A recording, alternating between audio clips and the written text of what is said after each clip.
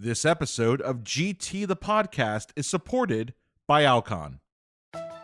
This is Ike Ahmed. And I'm Arsham Shaybani. And we want to welcome you to GT the Podcast. We're bringing this to you together with BMC and Glaucoma Today, to offer audible insights into current topics in glaucoma care. Presented by the authors of our latest, most read GT articles. Check it out. Welcome to GT the Podcast. In this episode, Dr. Christopher Leung, chairperson and clinical professor for the Department of Ophthalmology at the University of Hong Kong School of Clinical Medicine, recaps his article, Retinal Nerve Fiber Layer Optical Texture Analysis, from the November-December issue of Glaucoma Today. In this article, Dr. Leung describes a new paradigm for the diagnostic evaluation of glaucoma. He and his colleagues recently devised RNFL Optical Texture Analysis, an algorithm to uncover the optical texture and trajectories of individual axonal fiber bundles over a wide field. This new paradigm may help to identify the extent and pattern of RNFL defects in early and advanced glaucoma. More on this from Dr. Leung.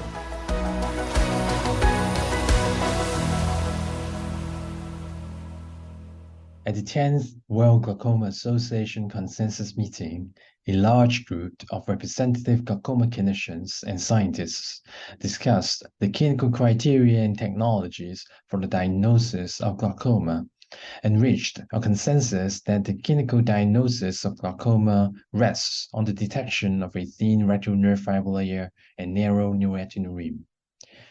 The retinal nerve fiber layer contains the unmyelinated axons of retinal ganglion cells. An examination of the retinal nerve fiber layer in current clinical practice is contingent on OCT measurements of papillary retinal nerve fiber layer thickness. A retinal nerve fiber layer thickness value below the fifth or the first percentile reference value is indicative of an RNFL abnormality.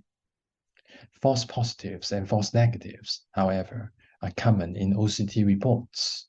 For example, in highly myopic eyes, the supratemporal and infratemporal retinal nerve fiber bundles typically converge toward the macula, which renders retinal nerve fiber layer thickness measurements at the superior and inferior quadrants of the optic disc relatively abnormal compared with those for eyes that have no or low to moderate myopia. The specificity of OCT has been shown to be as low as 30% for the detection of retinal nerve fiber layer defects in highly myopic eyes with glaucoma. Along these lines, focal retinal nerve fiber layer defects in early glaucoma can be missed with conventional OCT retinal nerve fiber layer thickness analysis because the built-in normative data fail to capture the unique fingerprints of retinal nerve fiber layer thickness distribution for an individual eye. The fact that the borders of retinal nerve fiber layer defects as be viewed with OCT topographic analysis of retinal nerve fiber layer thickness are rarely confined to the expected trajectories of axonal fiber bundles has complicated the distinction between false positives and genuine retinal nerve fiber layer defects. The clinical visualization of individual axons of retinal ganglion cells is not yet possible. The trajectories of axonal fiber bundles, however, can sometimes be reviewed with red-free photography, most often over the supratemporal and infratemporal vascular arcades, where the density of axonal fiber bundles is high. Uncovering these axonal fiber bundles becomes problematic over the macula and the peripheral retina when the retinal nerve fiber layer is thin and retinal nerve fiber layer scattering is weak. My colleagues and I recently devised ROTA, or Retinal Nerve Fiber Layer Optical Texture Analysis, which is an algorithm to uncover the optical texture and trajectories of individual axonal fiber bundles over a wide field, including the optic nerve head region and the macula. ROTA integrates retinal nerve fiber layer thickness and retinal nerve fiber layer refractance measurements obtained from a standard OCT scan to augment the signal contrast of axonal fiber bundles encased in the retinal nerve fiber layer via a series of nonlinear transformations.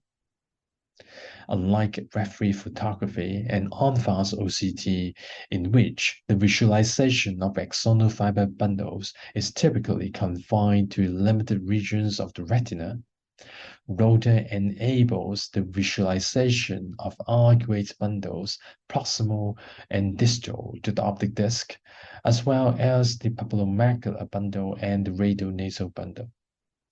The performance of ROTA has been robust in eyes with moderate medial opacities or a hypopigmented fundus for which referee photography failed to show the RNFL. In a recent study, we reported that whereas 48.5% of eyes had suboptimal retinal nerve fiber layer visibility in referee photographs, only 2.4% had suboptimal retinal nerve fiber layer visibility in ROTA. Furthermore, ROTA attained a higher sensitivity and specificity to detect glaucoma compared with topographic OCT analysis of the retinal nerve fiber thickness and ganglion cell inner plexiform layer thickness, with perimetry or referee photography used as the reference standard. Because it is able to follow the trajectories of axonal fiber bundles, ROTA can increase diagnostic precision to identify retinal nerve fiber defects. ROTA can help to identify the extent and pattern of retinal nerve fiber defects in early and advanced glaucoma. In eyes with early glaucoma, ROTA can review focal retinal nerve fiber defects missed by referee photography and OCT RNFL GCIPL thickness analysis. In eyes with advanced disease for which OCT RNFL GCIPL thickness analysis is no longer useful to determine the severity of retinal nerve fiber damage because of a flaw effect, ROTA can detect different degrees of papillomacular bundle loss. Collectively, ROTA represents an intuitive paradigm that can empower specialists and non-specialists to identify retinal nerve fiber abnormalities in glaucoma. The image quality of ROTA, like conventional OCT scans, can be compromised in eyes with dense medial opacities, a low signal-to-noise ratio, or motion artifacts. As with referee photography, the detection of RNFL defects using ROTA is largely subjective, but it is feasible to measure the area and the angular width of retinal nerve fiber defects. We found that inter-observer agreement for the detection of retinal nerve fiber defects among glaucoma specialists and residents was high. The retest variability of ROTA assessments was low. And more importantly, the ROTA-based assessment of retinal nerve fiber defects outperformed OCT or RNFL GCIPL thickness analysis, with RNFL GCIPL defects defined with reference to the normative distribution of RNFL GCIPL thickness. With high-density raster scans, ROTA can detect fine details of axonal fiber bundles. ROTA can also play an important role in determining the involvement of the papillomacular and papillofoveal bundles in early glaucoma and identifying different patterns of retinal nerve fiber defects in non-glaucomatous optic neuropathies. We are currently working with several members of industry to deploy ROTA in clinical care, and we hope that the paradigm facilitates the early detection of glaucoma to avert its progression. Thank you for tuning into this episode of GT the Podcast. If you have any feedback or topic suggestions, find us on Instagram, LinkedIn, Facebook, or Twitter. And stay tuned for more hot topics in glaucoma care on GT the Podcast.